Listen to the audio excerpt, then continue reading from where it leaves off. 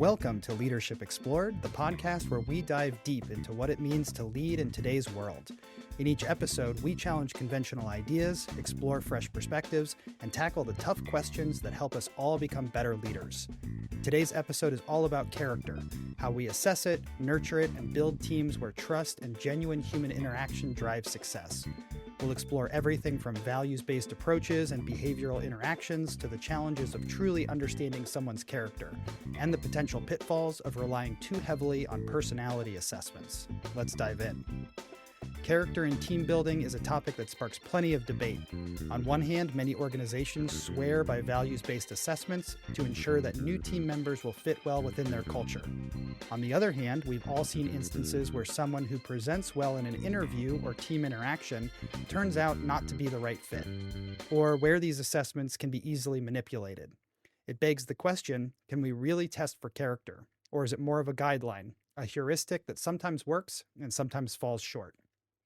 So Andy, when we talk about assessing character, what comes to mind for you? Yeah. First off, I love this topic and the idea of generally thinking about character, right? We're talking about trustworthiness, right? How do we build team cohesion, and really recruit individuals that we want to work with. As far as assessing it, right? I think you had touched on a couple of things in the introduction about um, like different like literal assessments that you can go out and do, whether there's a values interview or various online tests. But I think it also is really important to look at just basic behaviors, right? If we're talking in the context of hiring, paying attention to the little things that folks do. I think it was actually Benny Goldman, or not, yeah, Benny Goldman. Goodman, excuse me. My brain is not fully working at this point in the afternoon. Benny Goodman, the famous jazz clarinetist, used to say that the way that you do anything is the way that you do everything, which is basically an idea to focus on the little things and the small behaviors that folks have. And I think that that's as a supplement to maybe these more formalized character assessments is a good way for you to look at the way people operate and the way people behave overall. Ed, I'm curious about your thoughts on the same topic. Yeah, I mean, I guess what comes to mind for me when we talk about assessing character, and I know we'll get into some of these things in more depth later, but I think a lot of times whether it's us individually or companies who are using them, I think we want a shortcut that we think we can figure out someone's character through some kind of an assessment or something like that. I think we put maybe too much weight in them, or we often expect a lot more out of them than they're actually going to provide for us. And I think that in a lot of ways can hold us back. And I think whether it's trying to staff somebody and using them and then making decisions based on that, or whether it's like our own, what happens to ourselves when we do some sort of character assessment and how we interpret the results of that. I mean, they can be helpful. They can help with self-awareness or understanding the potential hires or growth, or matching up team members to fill a team more completely and make sure they have the skill sets they need. But I think there's also a lot of limitations, and we just need to be aware of them and not use them too excessively, and just kind of use Mhm. them the right amount. I know I talk about models a lot, and the quote of all models are wrong, but some models are useful.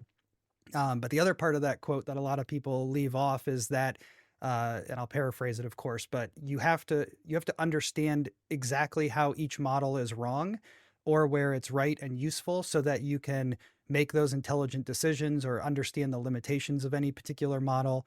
So I think Mhm. that's probably the biggest aspect behind assessing for character, is just understanding the limitations and where it might be useful. But I guess to just transition us in, so we were talking about assessing character, and I know we want to talk about it at different points throughout kind of a career, or working with a team or working with people. So the first place that I see this a lot is using them as interview questions. Some sort of whether it's interview questions or some sort of assessment or something to gauge character. So how do you feel about using the interview or interview questions to gauge character? Yeah, so this will come as no surprise to you. Um, I really prefer to bias really strongly on concrete examples of behavior rather than hypotheticals. I think in most contexts, hypotheticals are really easy to game overall, or at least to surmise what the answer an interviewer is looking for. But a behavioral based interview question really frames it so that you've got to come up with something that you have done, and just frankly the onus and pressure on the interviewee is a little bit higher, right? It's easy to say, oh, I think Ed the interviewer wants to hear me say something about this, and I'll just tell them, oh, I would go do something like this. But an example of a time that you did do something like that is a much stronger example. And I think if you are sussing things out for character, it's really valuable to frame your questions to ask for specific examples. Um, One of the things I also think about in this, right? Because we're talking about like, interviewing for character or hiring for character. You don't see this as much these days, but it's almost folklore of, interviews where the whole time that you're in the office is the interview, right? So the hiring manager talking to the person at the front desk, talking to, perhaps some scenario that they set up that might be a little bit unpleasant to see if you handled, the coffee being made wrong for you, or whatever little thing, or perhaps even going out to lunch as part of like a loop interview to see how do you treat the wait staff, how do you manage various small adversities to see basically are you the kind of person that we want to work with day to day, and do you demonstrate that in just your normal capacity, like beyond, oh, I'm peppering you with questions, and the interviews by their nature a little bit performative, but those more relaxed environments are perhaps a little bit less so. Yeah. Well, and I mean, I know I agree about the hypothetical questions and behavioral questions because we used to work together, and I had very strong opinions when we were interviewing.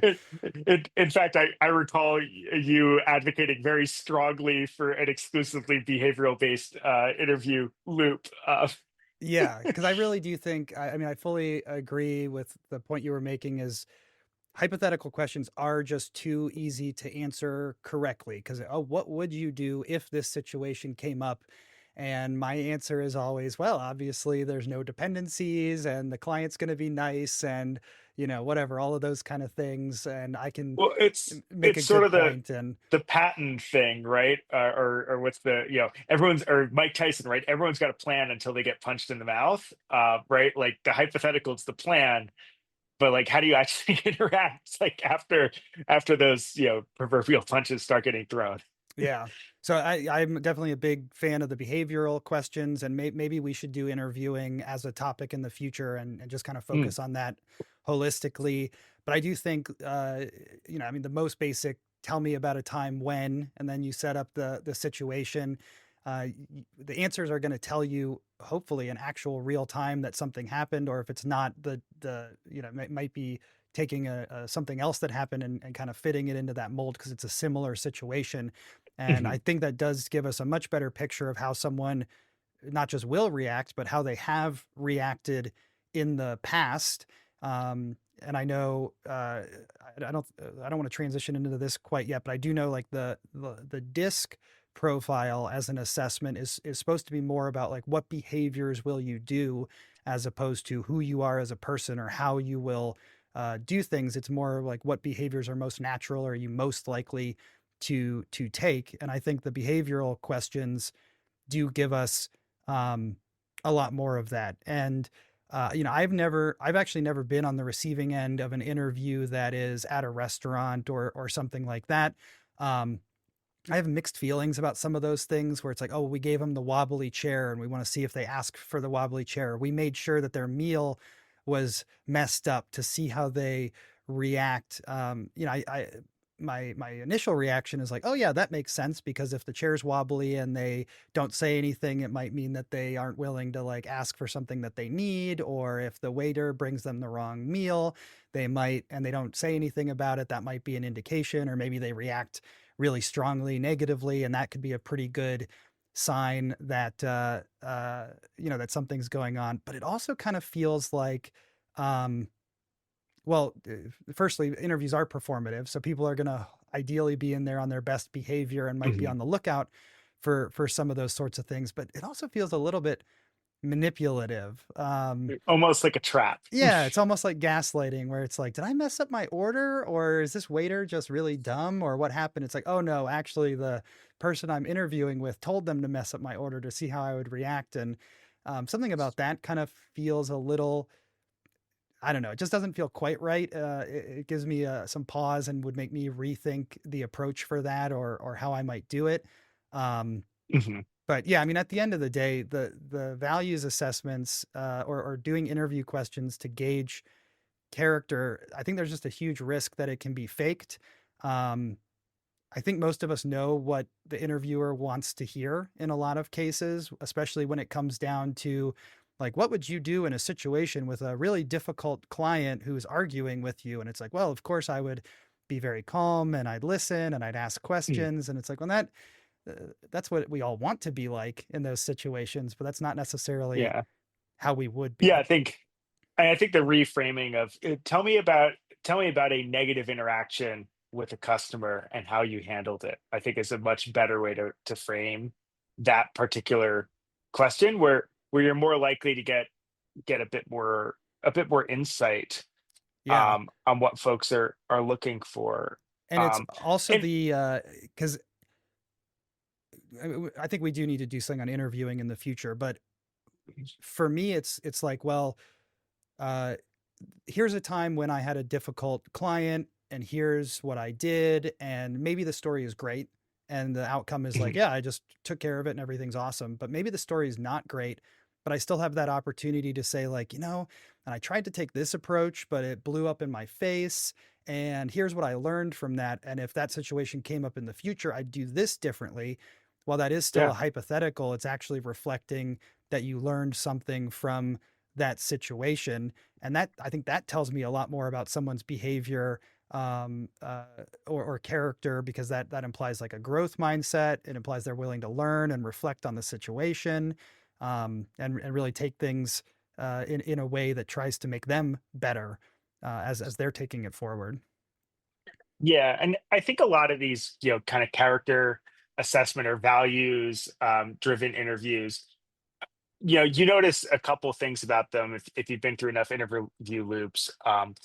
One of the key things is they're almost always either the penultimate or the final round of the interview. And in my experience, most interview cycles start relatively low pressure, then the pressure builds, and then they kind of release. The last round is usually meaningly less formal than the rounds preceding it. And the way I think about those is it's sort of a candidate validation if you're the hiring manager.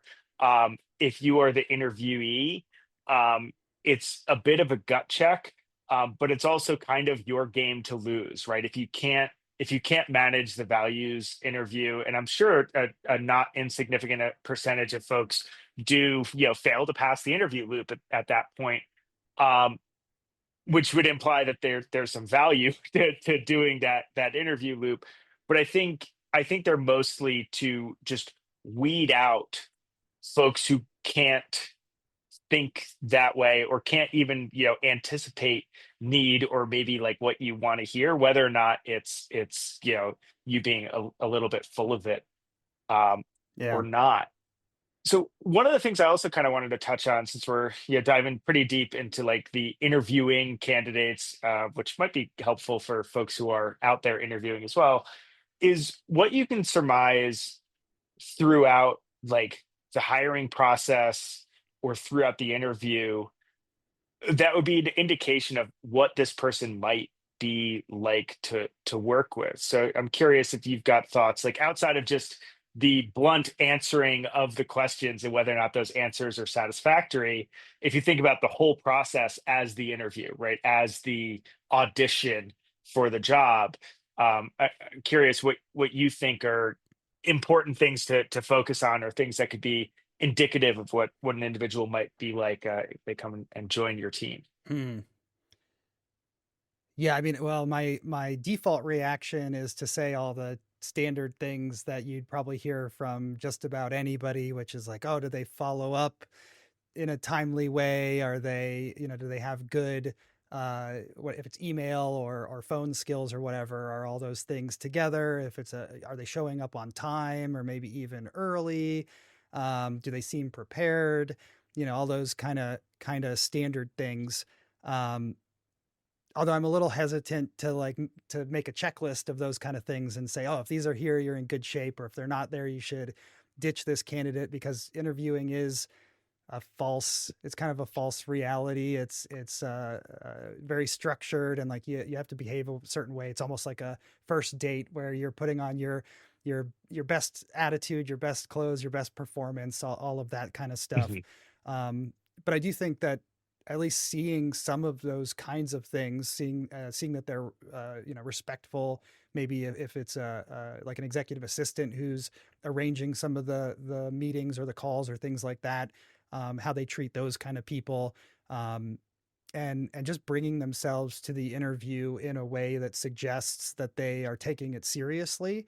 Those would probably be some of the first things that I would be looking for. Is there anything I missed that comes to mind for you, or what do you have in mind when you ask that question?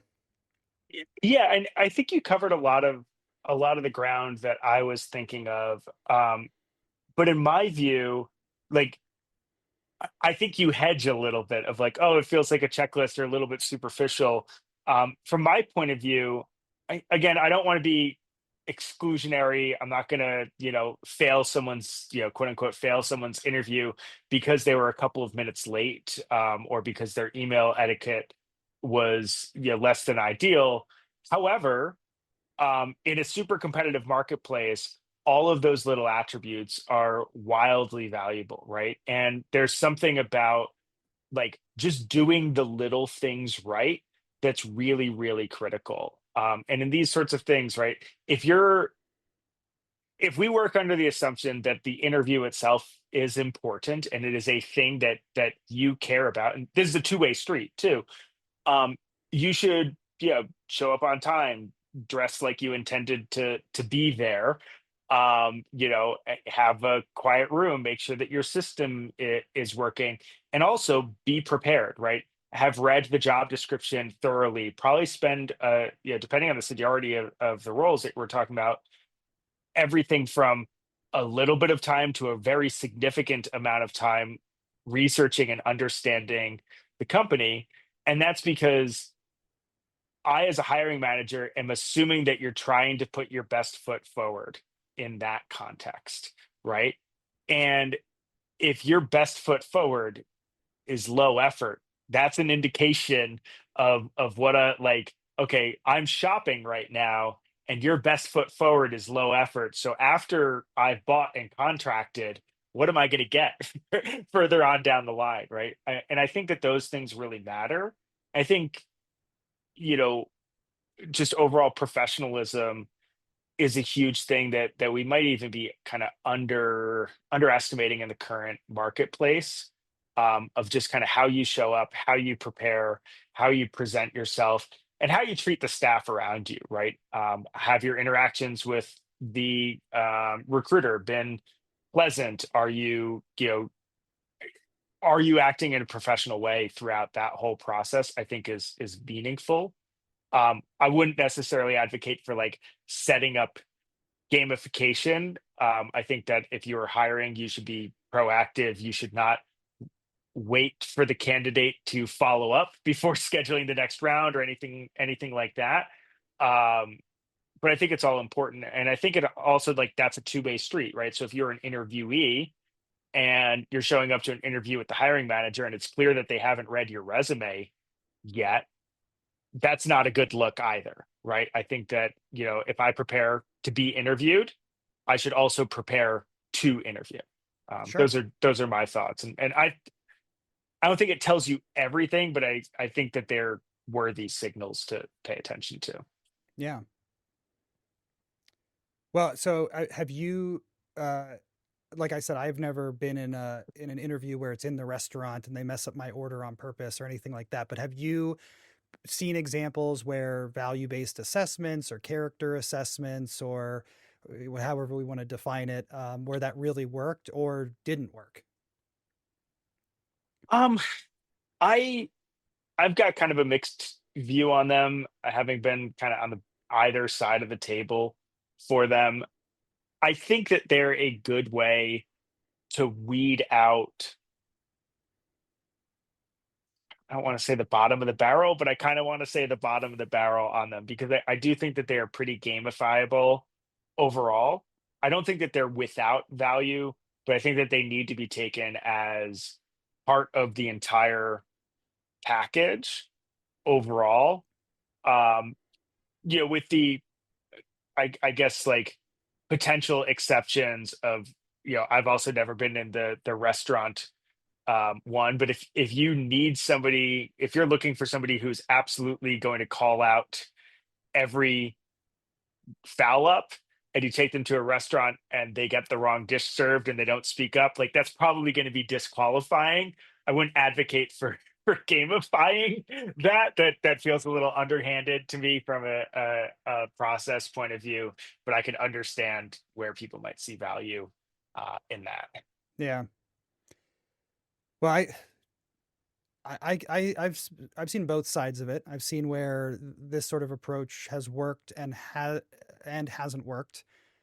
I think generally, I think it is less likely to work, or I think it's more likely to have problems, I guess I should say, than being a really successful measure for it. I've seen values based questions or assessments or character type questions that um, are really the hiring manager or the interviewer or whatever. It's just really focused on something they specifically care about, or even like, Mhm. oh, I basically want to look for someone just like me. So it becomes more about that than it does actually about their overall character. I've seen, Did I tell you about, actually we worked with this individual, but it was a boss I worked for where at some point we had done disc assessments, and everyone that she had hired directly had the exact same disc profile. It wasn't like do a disc assessment as part of the interview process, but when we had done them later, we found out that she had hired basically this the same archetype yeah, three times in a row. yeah, so that sort of thing can happen, and or it's like, oh well, if they pass this values, then they're going to be a good fit, but then it's all homogenous and everyone's the same. I've seen it where it's like we got to get these questions perfect, and the team spends a zillion hours trying to get or the hiring manager spends all this time trying to get these perfect questions to assess the person, or that they can have reusable questions, and it's like there's no perfect questions, and you probably just spent more time trying to get the perfect questions than you would have if you had just interviewed people and done your best, because there's no like perfect answer, right? You could have somebody who passes all your assessments and your interview with flying colors, and they come in and they aren't a fit, or whatever they don't have the skill set, or whatever the case might be. Mhm. Hopefully, your interviewing process doesn't happen like that, but it does happen from time to time. I've also seen where character, like, oh, I know this person, and so Mhm. therefore you should hire them because we're, whatever, we all report up to the same director, let's say, and it's like on your team you're looking for someone. Well, I know this person and I vouch for their character, but then that person came in. It's like, oh, well, we'll give them kind of a pass because they had this extra person supporting them, and then they come in and they're kind of maybe not as good as they think, or they have some, maybe some stuff talking about the team behind their back or things like that. I'm not trying to point out specific examples, but I have one in mind. So, things like that happen where it's like assessing for character. Well, firstly, they didn't really assess for character; they just took somebody's word at it. But also, it didn't Mhm. ultimately matter, or trying to assess for character was a waste. But on the other hand, I have worked somewhere where during the interview process there was a pretty heavy values based assessment. I think you interviewed at this same Hmm. place that I'm thinking of, and working there, I was a little skeptical of the values based assessment as it was happening, and seeing how that aligned with character and everything. Um, but then I worked there, and all the people that I worked with, or the vast majority, I mean, there's always, maybe people you don't get along with perfectly or whatever, but the vast majority of Hmm. people who worked there were awesome. They were really easy to work with and communicate with, and open-minded, willing to learn or be challenged, those sorts of things. And it was, they might not have all been like 10x developers or the most highly productive, like, oh, they all have these super degrees and they worked at all the fangs and all that stuff. They weren't those types of people, but they were amazing to work with, and it felt comfortable, and we got great work done.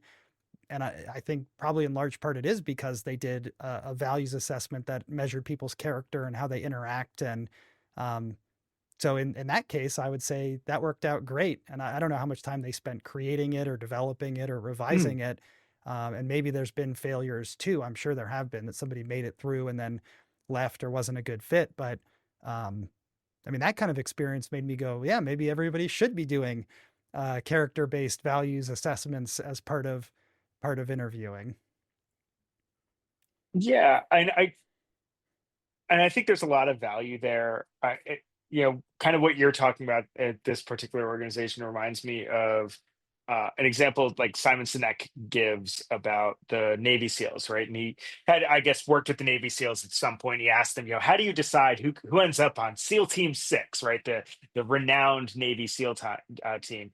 And they said, that the way that they think about it is that there's basically two things, right? There's performance and trust, which I guess is a good proxy for character. And performance, in that context is, how good are you at your job of, executing these missions, and trust is, yeah, my job is to trust you with my life, but do I trust you with my money and with my wife, right? They're the Navy SEALs, of course, they're going to have funny ways to think about these things. And he said that what they realized for building highly performant teams is everyone, of course, wants the high trust, high performer, but the high performer, low trust individual erodes team cohesion, and nobody wants to be on that team. So they would rather have the medium performer, high trust, or sometimes even the low performer, high trust, than the high performer, low trust. And I think that makes a lot of sense, right? And of course, in our world, it's very easy to identify who those high performers are. But we don't have a great metric for figuring out how trustworthy someone is. And he makes a quip that it's pretty easy. You should just go to any sales team and just ask, well, who here's the biggest a hole, and that's going to be the high performer, low trust. Um, but I think when we're talking about building an overall team, right? Indexing more for, assuming that we're talking about a relative scale of performance, right? So in that example, it's the Navy SEALs. The worst Navy SEAL is still incredibly performant.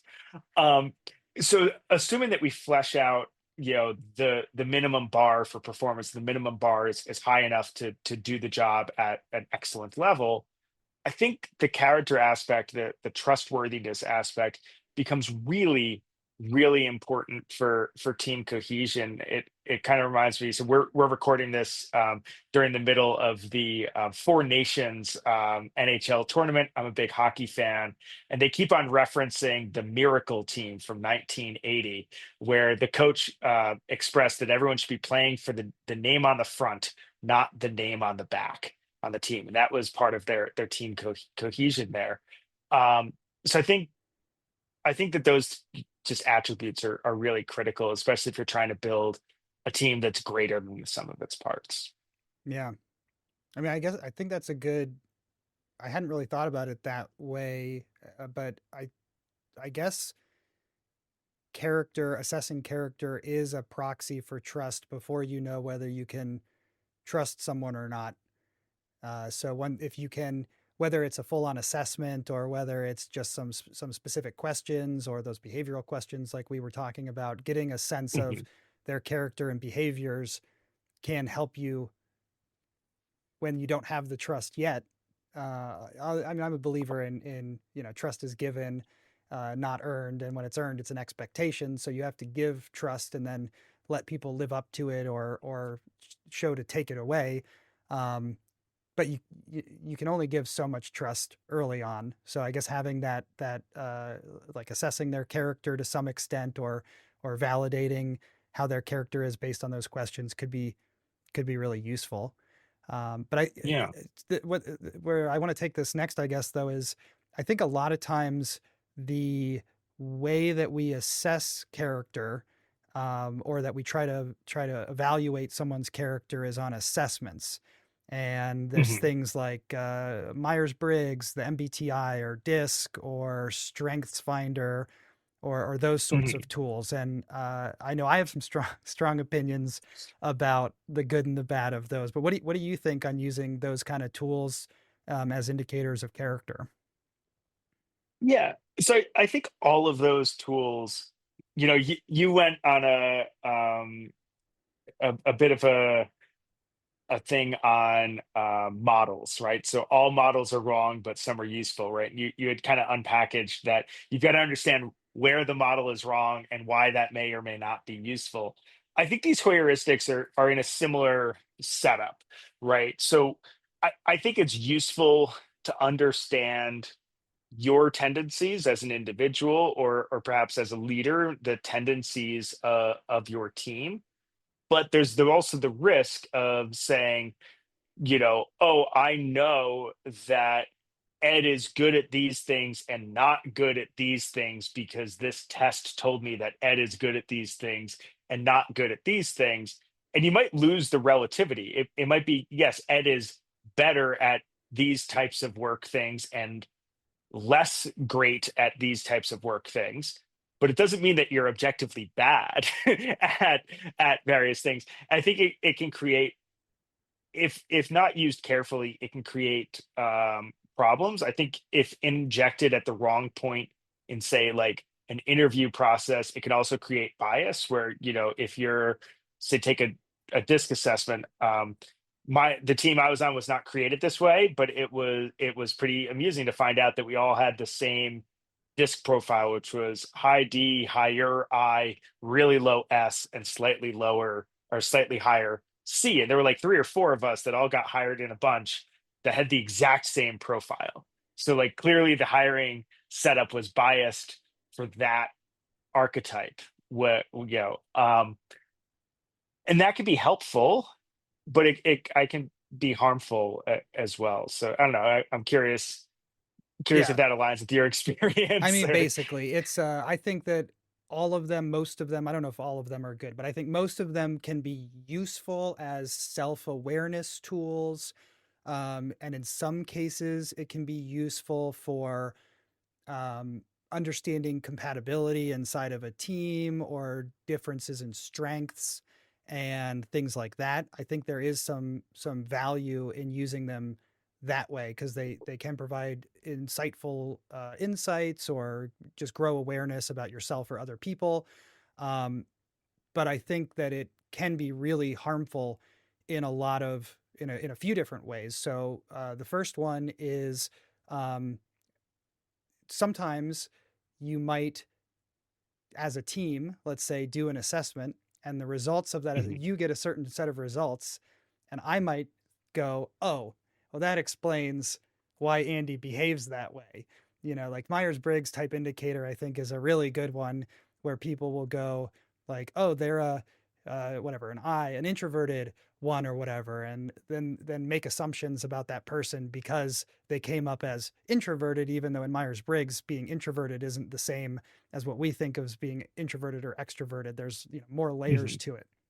So we have such a cursory understanding of it that we make assumptions and leaps, and then we might be boxing someone in, or we might be like, oh, well, they're just behaving that way because they are an ENFP, or because they're a high I. Or I think we might have been guilty of this in the past, where we found out a particular leader was like a very high D, and everything else was super low, and we were like, oh, this explains everything about this leader and how they act. And Yeah. I mean, I guess it can be useful, because sometimes it can be uh, in that case, knowing that that leader was a high D, it kind of explained some of the things that maybe made us feel uncomfortable or we weren't as sure about, or those sorts of things.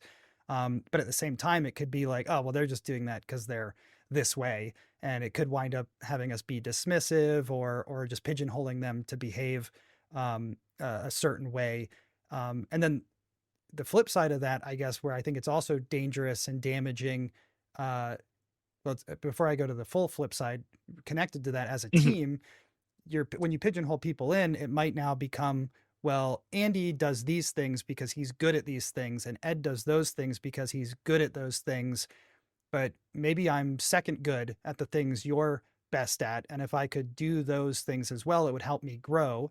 I'm a big Mhm. believer in focusing on strengths more than shoring up weaknesses, but you can't just focus on only your number one top strength. You need to kind of work on different things to grow as a person. So there's some risks there. And then the biggest one I think is thinking about how people lock themselves in to a certain way of behaving. And I guess I mentioned this before, but that's what I like about the disc profile is most disc profiles, the way that they're run is it's more about how do you behave now? It's not Mhm. predictive. It's not about how you will do things in the future, but it's more about like, how are you most likely going to behave, or what's your natural, what's your more natural approach to behaving that way? Um, And it's often reflective of role and responsibility too. So like you can see somebody change roles, right? Because the disc is often asking about how you behave now in your role now. So if I gave you a new job that was wildly different from what you're doing right now, your disc profile could change pretty meaningfully just based on your context being changed too, which I think is really useful. yeah, I also I when I first took disc, I was less rosy about it, but these days I actually like it a lot more. yeah. Not that it has changed, just my viewpoint on it has matured in the intervening time. Right. And I think understanding that makes it a useful tool. But then when you look at something like the Myers Briggs type indicator, I think that a, a lot of times what happens with those is it becomes like, oh, this person is a, INFJ or whatever. And Mhm. according to this breakdown, that's only 3% of people. And like, I don't remember the INTJ or INFJ, but I'm just making it up here. Yeah. But it might say like, oh, they're more, the people like this are more likely to want to spend time alone. They may not be able to understand people as well or whatever. And then based on what it says, not only are other people pigeonholing you, but it might make you limit yourself where you go, well, my Mm. personality type is this, therefore I behave in this way. Or I mean, even the disc profile, if you don't understand it or use it correctly, you might come out of there using the high D example again. You might go, well, I'm a high D. High Ds are more direct, and therefore I'm just going to keep being direct because that's my natural tendency. And I think that's totally okay because I'm just a high D. So even though I'm like, this is a stupid idea and it might have hurt your feelings or whatever, I don't have to care because I'm a high D. But that's not what it's saying at all. So Yeah. I think sometimes these kind of things can be damaging or limiting. It can cause us to pigeonhole ourselves or to pigeonhole other people and ultimately make bad decisions, or I guess I should just say less good decisions, because we're assuming that this heuristic is the truth or is the fact, as opposed to just like one more data point that we should include in our viewpoint on this. Yeah, and I think that's a really valuable way to look at it too, right? And if we kind of frame things in a growth mindset way as well, I think most folks will not disagree with the statement that every individual has a ceiling and floor for every different attribute, and their ceiling and floor for those attributes vary widely, right? So you, Ed, have a different ceiling and a different floor for your social capabilities than I do, right? Or your analytical capabilities, or your physical strength, or whatever you might find on your D&D character assessment. But regardless of wherever you are in that range, I think everyone has the opportunity to get closer to their ceiling or potentially even move their ceiling with the right amount of coaching and deliberate effort. I think it's really critical, especially when we think of the context of assessments, to keep that in mind that you're not pigeonholed into these various things. You probably do want to focus on your strengths. I'm a huge advocate of focusing on strengths as opposed to shoring up weaknesses, but you can rise the whole tide, right? To like, you know, think about it in sports contexts. I do a lot of running. I know a lot of runners. Every runner I know, regardless of their core talent level, if they work out consistently, if they run consistently and they do running workouts and they do long runs with workouts, their race times improve. And eventually they stop improving. But that, at least in my demographic of friends, is mostly a problem with aging more than it is a problem with reaching your natural talent ceiling. And you see it across all different sports as well. Like I reference, I'm a huge hockey fan. I like hockey as sports analogies because it's one of the few sports where every player is expected to do a little bit of everything. And you see across players' maturity that like the top number one picks are usually highly offensively skilled players, and they're usually quite poor on the defensive end of the game. And then as you see these guys go from 18 to 20, 22, 25, their game becomes more complete. And they go from being a guy who can score a lot of goals to somebody who can score a lot of goals and keep a lot of goals from getting scored. And that's what turns them into really, really valuable players. I think, if we think about that across the course of our careers, understanding how the business works, understanding how we work, understanding how our teams work can be really, really valuable if you focus on the right points when you're looking from an improvement point of view. Yeah. Oh yeah, for sure. And I don't think I don't know if we've talked about this on a podcast or not, but I know we've talked many times before about, well, if somebody has I guess I'll call this character for the sake of our discussion today, but like if somebody's character is such that they're open to learning and willing to try new things and capable of learning and things like that, that might be a lot more beneficial or more useful or a more appealing hire than somebody who already has all the skills, but maybe their attitude or some aspects of their character or whatever are less than ideal.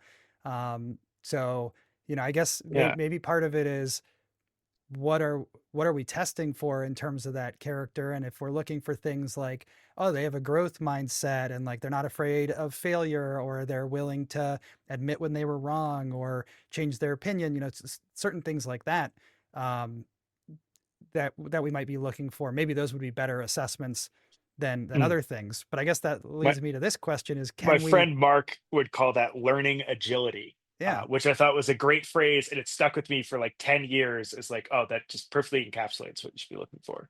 but I guess the question then is, can we really test for character, whether it's those types of things we just said we might be looking for, or whether it's like trying to weed out the things we don't want?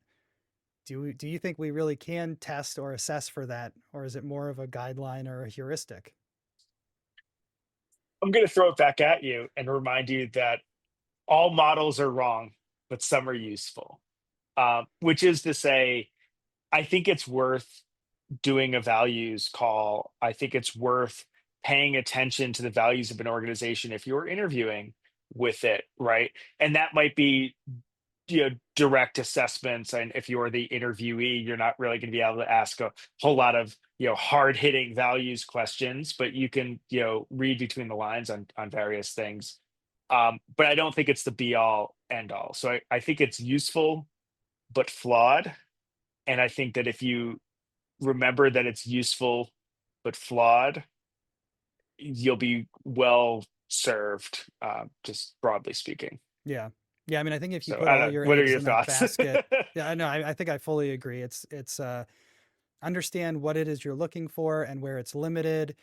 This is probably something more for an interviewing conversation, but make sure you're assessing against the measure as opposed to measuring candidates against each other, because gonna really throw you off. It's much easier to say like these are the types of things we're looking for, and then see if they have them or not, as opposed to, oh well, Andy's got it 60% and this other person has it 70%. And we're going to compare them against each other. That's probably not going to be as useful for actually figuring out that character, or what type of person they are. Um, and then I think, yeah, I think it's just take it as one more data point, one more piece of input. If they come in and they really bomb it and they do a terrible job, and it's like, in the dinner they're rude to the hostess, or Yeah. whatever, those kind of things, then like, yeah, that's probably a pretty good indicator that they're not the right fit. But I don't know if it works the opposite way as easily. I think if they seem like a great fit from the values or the character, then that just becomes one more data point that can work towards them, instead of the only data point that we should be using or measuring. Yeah. Yeah. I totally agree. Um, yeah. That's kind of my thoughts on it. Yeah. Well, how do you think is what are your thoughts on how we can balance the need for a baseline of character with that possibility that people can grow and change? Um,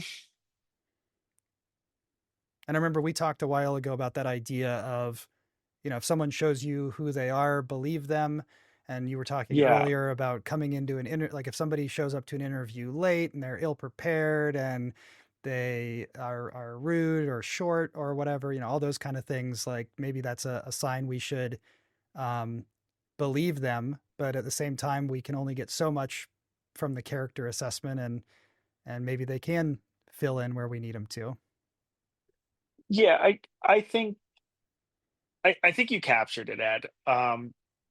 When somebody shows you who they are, I think it's worthwhile believing them. Um, I think it also depends too on how deep the data points are of the individual that you're talking to.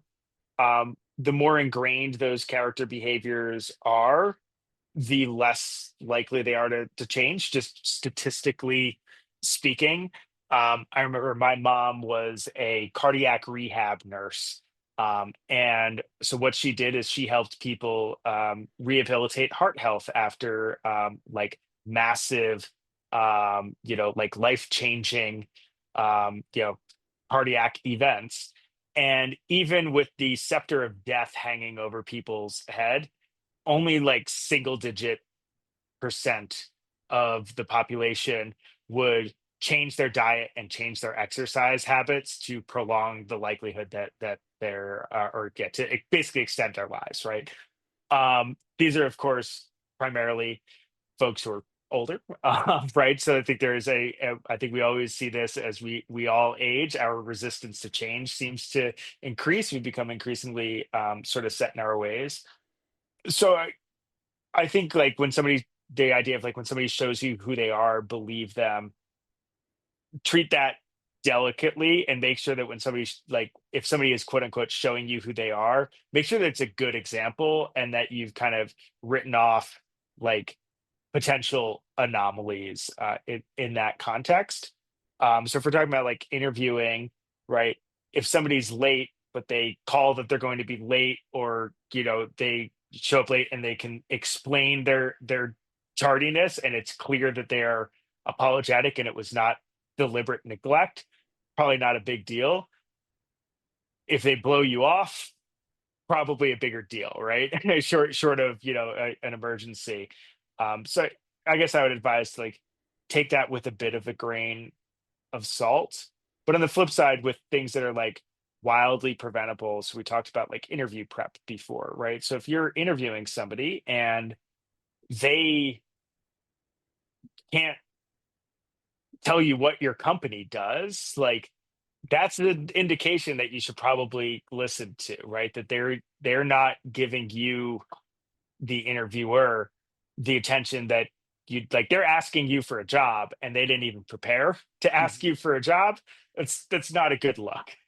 Right? You should probably take them at like they're supposed to be putting their best foot forward. I think you can safely assume that they're putting their best foot forward, and if that best foot is like not a good foot, you probably regardless of what the rest of their experience shows, that you should take that signal pretty seriously. Yeah.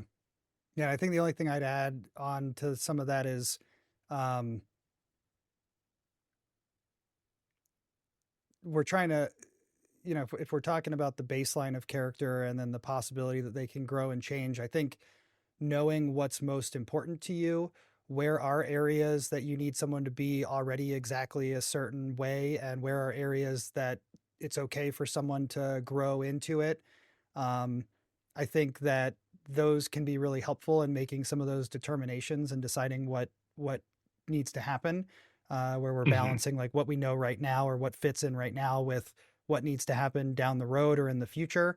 Um, and I think, we shouldn't hold everything against any little thing against people as soon as it comes up, and give people the chance to improve. But at the same time, we need to be aware of which negative traits or character behaviors are things that might be detrimental to us or our team or our organization, or that we don't want as part of our culture. And maybe it should be more about weeding some of those really specific things out, or identifying them, like trying to amplify and find Hmm. those people while weeding them out. Maybe that's more important than trying to, assess character across the board, or have all of the like a values based interview, let's say, have all of those questions have the same weight. They probably don't. So Yeah. I think just again coming back to the models, like being aware of where it's wrong and where it's limited and why it's limited in that way, and then having that inform our decision making process, probably helps us make sure that we're really trying our best to judge someone's character and evaluate it early on without it being um, like the only thing that we're looking for, or having it being too strong of a thing that we want, or ignoring it completely, which could also be, like we said, with the high performers. Maybe they have bad character but they're great performers. They might help in the short term, but it's going to be miserable for everybody who works around them in the long term, and ultimately hurt the Hmm. culture and output and outcomes and all of that stuff. Yeah. And I think also as a leader, it's important, right? If we're like, we're going to acknowledge that anyone you bring into your team is going to have some gaps relative to your hypothetical perfect fit. I think self-awareness is also really useful, right? Understanding where you've been successful coaching folks in the past and what you're less good at coaching folks on. So, to use another sports pop culture reference, I don't know if you watched the final season of Cobra Kai yet. But there's an extended bit where they come to the realization that Johnny is quite good at coaching offense, but not good at coaching defense. It's kind of the whole premise of the thing. Whereas Daniel is very good at coaching defense and less good at coaching offense, right? It's kind of the cohesion of those styles overall. But I think that self-awareness is really, really useful. If there's a gap and that with a candidate, but that gap is somewhere where you as a leader excel at coaching, it's not an issue. If that gap is somewhere where you're rubbish at coaching, it's a way bigger issue, right? So I think, figuring out how you form your team or who you bring into your team, you've got to also take a good hard look in the mirror at what you're good at building and what you're not good at building, and make sure that you're bringing in the skill set that you're not good at building, and worry less about what you are good at building. Yeah, cool. I think that's a good place for us to wrap up today's conversation. I think based on what we've talked about, it's clear that hiring for character isn't a one size fits all solution. It's kind of a balancing act between relying on heuristics and understanding that people can change and evolve and grow over time. So whether you're using values assessments or behavioral questions, I think the methods that we choose, they help guide us, but they can also help to challenge us to reflect on our own biases, the way we make decisions, or the ways we define character, whether that's our own or others people's. So cool. Well, today we dug into the complexities of assessing character in the hiring process and in teams. We explored how tools like values interviews and personality tests can both help and hinder our understanding of a candidate's true self, and discuss the delicate balance between setting a cultural baseline and allowing room for growth. For our listeners, as you reflect on our conversation, ask yourself, how can you fine-tune your approach to hiring to ensure you're not only finding the right fit today, but also nurturing the potential for tomorrow? What's one small change you might try to make in your hiring process this week or this month, depending when you're getting to hire again? So thanks a lot for being here and exploring the nuanced world of hiring for character with us today on Leadership Explored. If you found value in our discussion, please subscribe, leave a review, and share this episode with your network.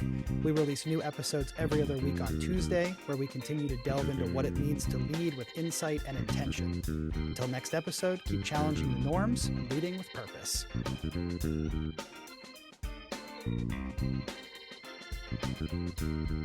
Thank you.